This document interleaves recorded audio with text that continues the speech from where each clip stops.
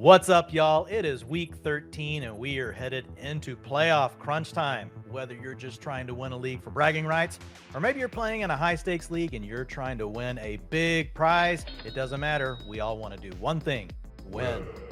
And that is why I go into the fantasy bunker each week. I usually tell you that it is to help you win your leagues, to give you the information that you need. But you know what? I would do it anyway because I need this information to try to win my leagues as well. Having said all that, happy to help out. And guess what? There are two players that we have got to look at this weekend that, as recently as week 12, we would not want anywhere near our fantasy lineups, but that is all about to change. So the first guy we need to talk about is Cordero Patterson, someone that was downgraded as recently as 2 weeks ago in the utilization report. He has been a roller coaster this season. I get it. First 4 weeks, he had two top six finishes, 14.7 fantasy points per game. Then he goes on IR for 4 weeks. He comes back, and it's not the same environment. He's now on a three-way committee, not even getting 35% of the rushing attempts, and his fantasy points per game plummeted to 9.8. However, this last week, we saw something very different for Patterson, and it looks like we could see a resurgence. So let's talk about Patterson's utilization in week 12. Oh, by the way, the first game that we saw without Kyle Pitts this season, he had a 58% snap share. That's the best we've seen since week 3, a 62% route participation. That is a season high. And the best thing, a 22% target share, a season high as well. And really, this looks like the profile that we saw in 2021 from Patterson, when really we had Calvin Ridley in and out of the lineup, and the only other player to target was Kyle Pitts. And it hasn't just been the utilization. From an efficiency standpoint, Patterson has still looked really good when given his opportunities. He ranks well above the NFL average and all the metrics we like to see.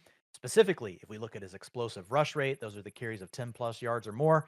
He is sitting at 14%. The league average is at 10.5%, and forcing missed tackles per attempt at 15%. So, what does all of this mean for Patterson? Well, the good news is we have seen him in this kind of role before. Over the last 2 years, he has had 7 games where he eclipsed 50% route participation. In those games, he's averaged 15.9 points per game. That makes him an upside RB2 the rest of the way. The second player we're going to talk about is Garrett Wilson, someone that a lot of us probably left on our bench last weekend, but for good reason. He was the wide receiver 74 in week 11. However, we saw a big change for the Jets offense. They moved away from Zach Wilson and are now starting Mike White. He finished as the number 4 wide receiver overall in week 12. The real question is Wilson someone that we can trust moving forward? I'm going to give you 3 reasons why we can. First of all, Wilson's just clearly the best wide receiver on the Jets.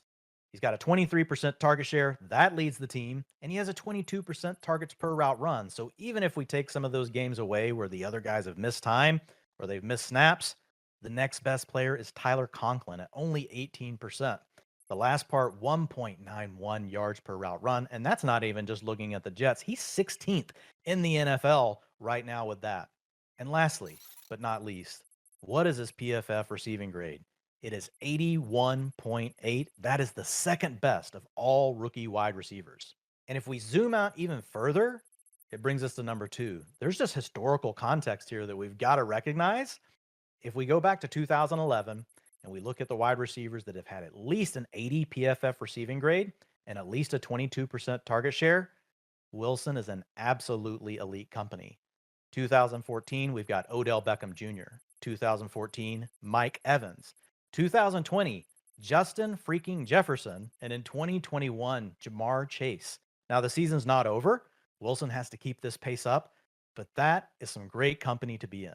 And the final point, with Mike White replacing Zach Wilson, I get it. A lot of you are probably thinking, well, Dwain, can he really continue to throw for 300 yards per game? And I think that's a really good question. It's one that I ask myself. But the good thing about this is you don't have to be an elite quarterback. You don't even have to have a good quarterback to help sustain a lead wide receiver. We've already talked about the fact that Wilson is better than the rest of the players on his team. He just needs Mike White to be at least below average, just not terrible. The other thing I like, that if for some reason White starts to not play well, we saw Joe Flacco play good at the beginning of the season. And in the AFC East, the Jets are still very much in the hunt. Those are positive things for Garrett Wilson. So, in summary, with Garrett Wilson, we've got three things. One, he's the best wide receiver on his team. Number two, he's in historic company with Odell Beckham Jr., Mike Evans, Justin Jefferson, Jamar Chase. And finally, we've got a quarterback in place that can at least bring some stability. That makes him a high end wide receiver three with wide receiver one upside every week. He's a must start.